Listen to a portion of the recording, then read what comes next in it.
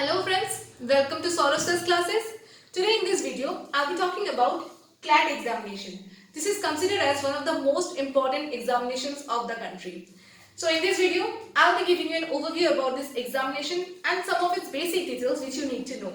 So in this video, I'll be talking about some of its basic details like application date, the cost of the form, the eligibility criteria, selection procedure, the pattern of the examination, its syllabus, and of course the strategies which you need to follow to clear this examination. So this video is specifically for all those who have a plan to sit for this examination and have the sole aim to crack this examination. So let's get started. CLAT. As I've already said, CLAT is one of the most important examination. So CLAT का अगर हम किसी भी चीज को start कर रहे हैं तो उसका बेसिक चीज तो हमें पता होना चाहिए. अब CLAT के बारे में हम पढ़ेंगे, इसका बेसिक चीज तो हमें एकदम स्टार्टिंग तो बेसिक से ही करना पड़ेगा. तो CLAT का अगर हम फुल फॉर्म देखें, CLAT का फुल फॉर्म होता है common law admission test. Common law admission test. So as the name suggests, this is a national level examination or national level entrance examination for the admission of the candidates into various UG and PG courses that are being offered by various NLUs or even state universities or colleges that offer studies in law. So आपके NLUs that is National Law Universities या फिर बहुत सारे state universities भी आपको मतलब law का पढ़ाई कराते हैं एंड उसमें से आपको क्लैट के रैंक से आपका जो क्लैट का रैंक होगा उसमें से आपको उसमें एडमिशन उन सब इंस्टीट्यूशंस में एडमिशंस मिल सकते हैं. See, I have told you that CLAT is one of the most important examinations of the country. So why is it so? ऐसा क्यों है? ये तो सिर्फ एक एंट्रेंस एग्जाम है, तो ये इतना इम्पोर्टेंट क्यों है? See, CLAT ये एक एग्जाम होता है ना, मतलब अब CLAT को क्लियर करने के बाद आप लॉ पढ़ेंगे, आप लीगल सिस्टम पढ़ेंगे, ज्यूडिशरी पढ़ेंगे. सो ज्यूडिशरी लीगल सिस्टम ये एक कंट्री का पिलर होता है. If it is correct then everything is going to be correct. So CLAT आप पढ़ेंगे जहाँ पे कि मतलब आपका लीगल सिस्टम आप पढ़ने वाले हैं. सो if you have that passion in you कि आपको अपने जुडिशरी सिस्टम में, अपने लीगल सिस्टम में, अपने कंट्री में एक पॉजिटिव चेंज लाना है, so you are welcome for this examination. अब आप लॉ पढ़ेंगे, लीगल सिस्टम पढ़ेंगे, so you have that power in you to bring a positive change in the society. The society, the country needs you a positive change, और वो positive change आप लाएंगे. आप ये क्लैट एग्जाम क्लियर करेंगे, एक अच्छे इंस्टीट्यूशंस में लॉ पढ़ेंगे, लीगल सिस्टम्स पढ़ेंगे एंड ऑफ कोर्स आप एक पॉजिटिव चेंज लेकर आएंगे. So let's get started. अगर हम इसके एप्लीकेशन डेट के बारे में बात करें, सी इसका एप्लीकेशन डेट आपका जो मतलब जो फॉर्म आउट होते हैं वो आपके जनवरी के मिडिल या फरवरी के एकदम इनिशियल मतलब मैक्सिमम फरवरी तक आपके फॉर्म्स अवेलेबल हो जाते हैं एंड अप्रैल में आपके एडमिट कार्ड्स अवेलेबल हो जाते हैं, वाइल मई में आपके एग्जाम्स हो जाते हैं. सो मई में आपके एग्जाम्स हो जाते हैं. बट दिस ईयर एज आप लोग सब जानते हैं कि कोरोना चल रहा था, तो कोरोना की वजह से सब कुछ तो डिले हो गया. ऑफ कोर्स तो फिर ये एग्जामिनेशन भी डिले हो गया. कोरोना की वजह से हमारी इकोनॉमिकल स्टेबिलिटी, हमारे सब कुछ मतलब खराब हो गए. सो ये एग्जाम भी डिले हो गया. बहुत लोगों को बहुत परेशानी झेलने पड़े, बहुत लोगों को बहुत दूर दूर से आके एग्जाम्स देना पड़ा. सो इन सब बहुत सारे रीजंस की वजह से क्लैट एग्जाम्स को डिले कर दिया गया था. सो 2020 में आपके क्लैट एग्जाम हो गए थे सितंबर में. सो this is an exception. But अगर हम जनरली बात करें तो मई में आपके एग्जाम्स हो जाते हैं. सो होपफुली अगर सब कुछ ठीक रहा, होपफुली हम होप कर रहे हैं कि सब कुछ ठीक रहेगा भी, सो आपके 2021 में टेंटेटिवली मई में आपके एग्जाम्स हो जाएंगे एंड जनवरी और आपके मिडिल ऑफ जनवरी में आपके फॉर्म्स भी अवेलेबल हो जाएंगे. So I hope this is clear. Now if we talk about the cost of the form, मतलब फॉर्म का कॉस्ट क्या होगा, तो देखिए अगर आप जनरल है और ओबीसी है या फिर पीडब्ल्यूडी कैटेगरी में बिलोंग करते हैं, so the cost of the form और द एप्लीकेशन कॉस्ट आपके लिए हो जाएंगे 4,000 रुपीज. मतलब आप लोगों के लिए इसका कॉस्ट हो जाएगा 4,000 rupees. whereas there goes the relaxation for SC/ST categories. उनके लिए the cost of the form will be 3,000 rupees. So 4,000 and 3,000. I hope the zero okay. 4,000 and 3,000 rupees आपके हो जाते हैं. अगर आप SC/ST में बिलोंग करते हैं then it is 3,000. whereas other categories के लिए ये 4,000 रुपीज आपके कॉस्ट हो जाते हैं. अब अगर हम एलिजिबिलिटी की बात करें, so eligibility is very simple thing. मतलब यहाँ का एलिजिबिलिटी बहुत ही सिंपल हो जाता है. अब क्लैट मतलब क्लैट यूजी, बेसिकली क्लैट में आपके यूजी और पीजी दोनों के एग्जाम होते हैं, but in this video will be talking with specific reference to UG CLAT. So अगर आप यूजी क्लैट के लिए अप्लाई होने जा रहे हैं, सो द बेसिक और the eligibility that is required is that you need to be a high school pass, मतलब आपका 10+2 इंटरमीडिएट लेवल क्लियर होना चाहिए, या फिर आप 12 पास होना चाहिए। सो उसका क्राइटेरिया है कि अगर आप जनरल, ओबीसी या मतलब ईडब्ल्यूएस इन सब कैटेगरी में बिलोंग करते हैं, so you need to have 45% aggregate in your class 12, and अगर आप SC/ST कैटेगरी में हैं देन ये चला जाता है आपके 40%, so there goes a relaxation of 5%। So if you are belonging to general, OBC, NCL, EWS, आपके लिए 45% आपका मतलब मिनिमम आपका एग्रीगेट होना चाहिए क्लास 12 में, एंड अगर आप SC/ST में बिलोंग करते हैं तो आपके 40% होने चाहिए। 45%, 40% ये आपके बहुत ज्यादा एलिजिबिलिटी क्राइटेरिया नहीं है, इट्स अ नॉर्मल थिंग। सो ये तो सबके ही आ जाते हैं। तो ये हमारे हो गए एलिजिबिलिटी के बाद, मतलब बहुत ही सिंपल एलिजिबिलिटी है। देयर इज नो रेस्ट्रिक्शन कि आपको 10+2 में कौन से स्ट्रीम में रहना चाहिए, whether you are from any stream, there doesn't go any restriction, you can apply और you can sit for this examination. You just need to have 45% in aggregate, या फिर अगर आप SC/ST में है तो there goes some relaxation of 5%। So ये हो गया आपके एलिजिबिलिटी का बात। अब सिलेक्शन क्राइटेरिया, मतलब सिलेक्शन कैसे होता है स्टूडेंट्स के डिफरेंट कॉलेजेस में, डिफरेंट यूनिवर्सिटीज में। So if you talk about the selection criteria, there is nothing as such hard and मतलब बहुत ही ज्यादा डिफिकल्ट प्रोसेस है। ये बहुत ही सिंप्लीफाइड प्रोसेस है जहाँ पे आपको एक एयर दिया जाता है। I mean, ये एयर का मतलब आप हवाबाजी मत समझ लीजिएगा, air that is all India ranking. So you have given this examination according on the basis of your marks, on the basis of your scores, आपको एक ऑल इंडिया रैंकिंग दिया जाएगा।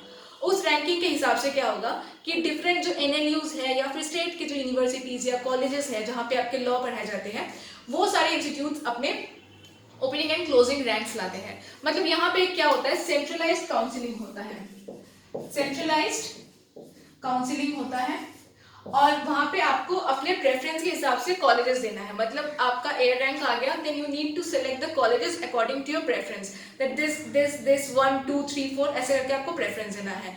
सो आपके रैंक के हिसाब से आपको उस प्रेफर्ड कॉलेजेस या प्रेफर्ड यूनिवर्सिटीज में आपको प्लेस कर दिया जाएगा। सेंट्रलाइज प्रोसेस है, ऐसा नहीं है कि आपको हर कॉलेज का अलग अलग फॉर्म फिलअप करना है, आपको बस ये एग्जाम देना है, एंड देन आपका सेंट्रलाइज काउंसिलिंग से आपके प्रेफरेंस के हिसाब से आपको उन सब कॉलेजेस या यूनिवर्सिटीज में प्लेस कर देते हैं।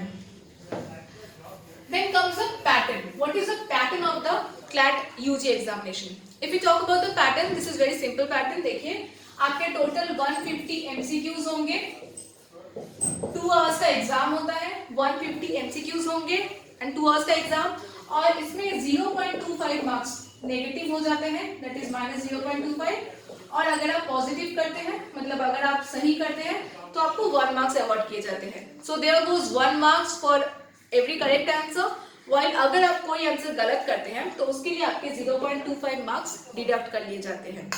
See, the examination is not very difficult. Examination बहुत ज्यादा डिफिकल्ट नहीं होता है। यहाँ पे बेसिकली वो लोग आपको आपके जो आपने 10 से लेकर 12 तक आपने जो पढ़ाई की है उसके बेसिस पे ही इन लोग का लेवल रहता है, बहुत ही ज्यादा एडवांस लेवल नहीं रहता है। 10+2 में आपने जो पढ़ाई किया है उसी लेवल में ये आपके क्वेश्चंस पूछे जाते हैं।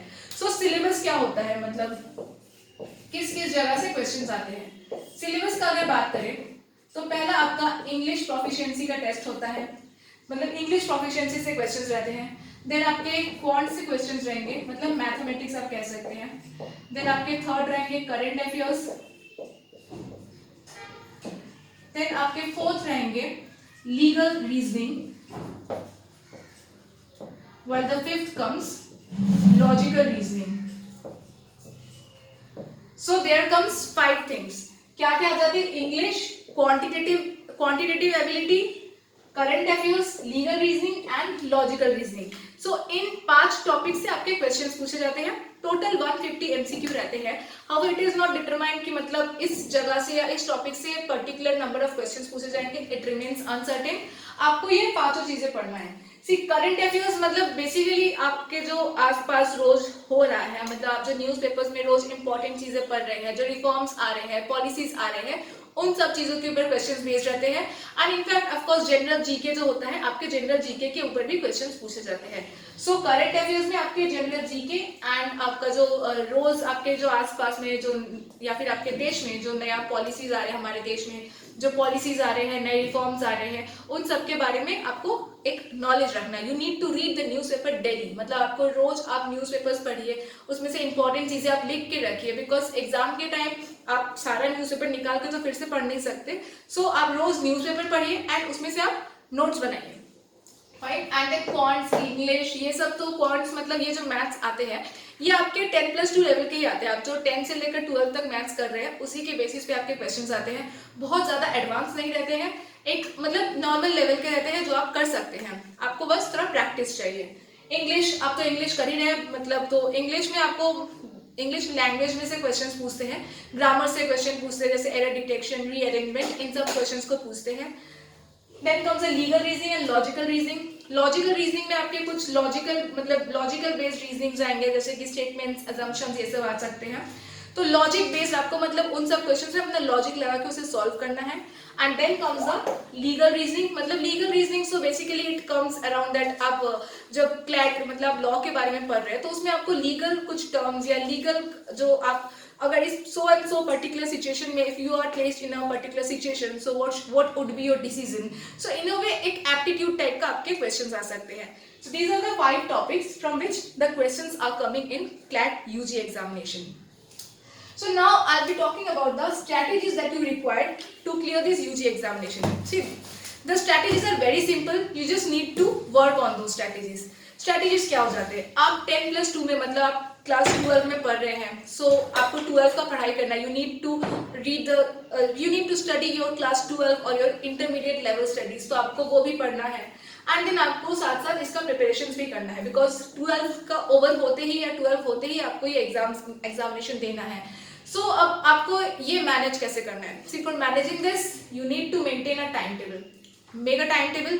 सी हम जो आपको स्ट्रैटेजीज अभी बता रहे हैं, these are successfully tested strategies. ये strategies हमने हमारे कैंडिडेट्स को सजेस्ट किया, उन्होंने इसे रिगोरसली फॉलो किया and they have clear this examinations. उसके बाद वो लोग बहुत ही हाईएस्ट NLUs मतलब टॉप इंस्टीट्यूशन से पढ़ाई किए हैं and now they are working as a very great lawyers.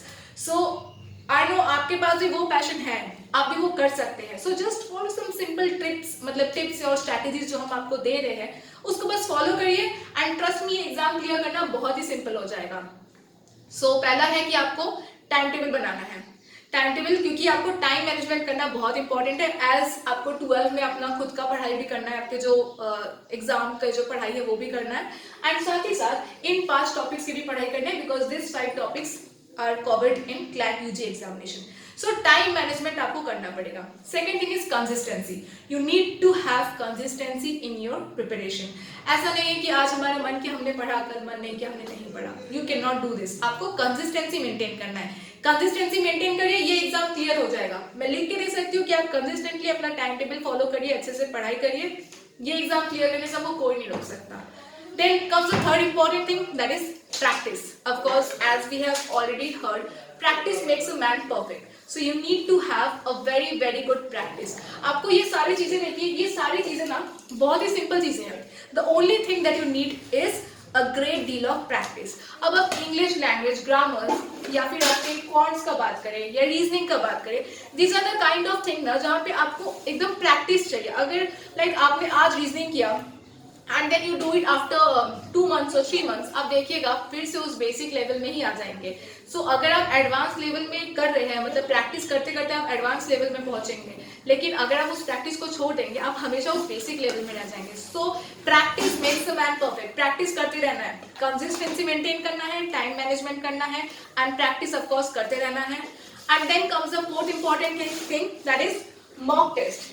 See, mock test is very important because you are studying in class 12, you have your own studies, your own school studies, and after that, along with that, you will have to prepare for this. So, आपको mock test देना है because see, this legal reasoning, this logical reasoning, current affairs, these things are not taught in your school level examinations. So, you will have to study this thing. So, ये सब चीजें आप कैसे पढ़ेंगे? इन सब चीजों में आप अगर पढ़ भी रहे हैं तो आप राइट डायरेक्शन में जा रहे हैं या नहीं, ये आप कैसे जानेंगे? So, this can only be tested through mock test. we at Solar Cells classes provide mock test and that is very researched mock test. ऐसा नहीं है कि हमने कहीं से भी 10 years से questions उठा लिया and हमने आपको questions दे दिया. We do not do this. We do a great deal of research while preparing this question papers. And along with mock test, what we do at Solar Cells classes is that we provide free doubt clearing session. Yes, my friends, we provide free doubt clearing sessions because after giving the test, it is obvious कि आपको doubts आएंगे, you will have queries. So these things need to be resolved. Do not carry your doubts or queries to your examination hall क्योंकि वहाँ का ना एक environment ऐसा हो जाएगा कि वहाँ पे आप confuse हो जाएंगे that this can also be the answer और that can also be the answer. आप बहुत ही ज़्यादा confuse हो जाएंगे. Options भी आपको confuse करने वाले ही options होते हैं.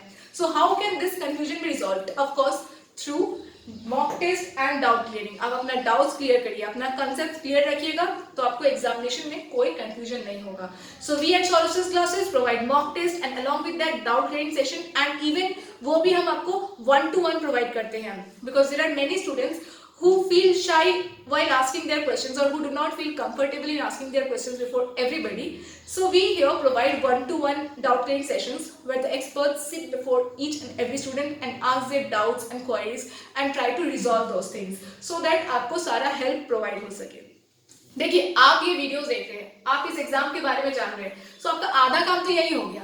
मतलब आप इस एग्जाम के बारे में सारा डिटेल्स जान गए, आप इसके सिलेबस के बारे में जान गए, you have also studied about it's pattern, आपको क्या स्ट्रेटजीज फॉलो करने हैं आप ये जान गए, तो आपका आधा काम तो यही हो गया. और आधा काम क्या है? What is the left thing? Left thing यही है कि आपको hard work and smart work करना है. Hard work plus smart work. देखिए let me give you an example. अगर 100% लोग एग्जाम दे रहे हैं तो उसमें से 70% लोग they are working very hard but only 50% of the candidates are clearing the examination. So why is it so? ये 70% सभी तो मेहनत कर रहे हैं, so why only 50% of students are clearing the examination? The only difference is that ये 70% hard work तो कर रहे हैं बट ये जो 50% है ये hard work plus smart work कर रहे हैं. So why am I focusing too much on smart work? See, देखिए ये रहा आपका, जैसे समझ लीजिए ये आपका एक let me show it very clearly. ये यहाँ पे आपका नाम CLAT. This is your aim, CLAT. And there you go. This is you. And अब आपको यहाँ से इस CLAT तक जाना है. आपने किसी से पूछा कि आपको रास्ता क्या है CLAT तक जाने का? बहुतों ने आपको कह दिया कि यहाँ से ऐसे घूम के फिर ऐसे आना है. किसी ने कहा ऐसे जाके फिर आना है. देखिए सब आपको वे बता रहे हैं, एट द एंड आप CLAT तक पहुंच रहे हैं but you need someone, you need a perfect guide जो आपको बताए, आपको सबसे सेफेस्ट चीज बताए, दैट इज आपको यहाँ से यहाँ तक कैसे पहुंचना है, मतलब सबसे सिंपल वे पकड़ के आपको कैसे पहुंचना है. So this is called smart work. Along with hard work you need to do smart work. So smart work कैसे होगा? आपको कंसिस्टेंसी फॉलो करना है, प्रैक्टिस करना है, टाइम मैनेजमेंट करना है and of course mock test देना है and you will have to clear your doubts. अपने डाउट्स को एग्जाम्स तक कैरी मत करिए.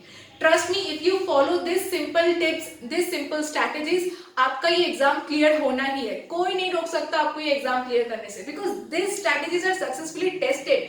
We have tested this strategies, we have suggested this strategies upon the candidates. उन्होंने ये स्ट्रैटेजीज रिगोरसली फॉलो किया है and they have clear this examination. This is not at all a tough examination. अगर आप ये strategies follow करते हैं, trust me, this is going to be one of the easiest examinations of your life.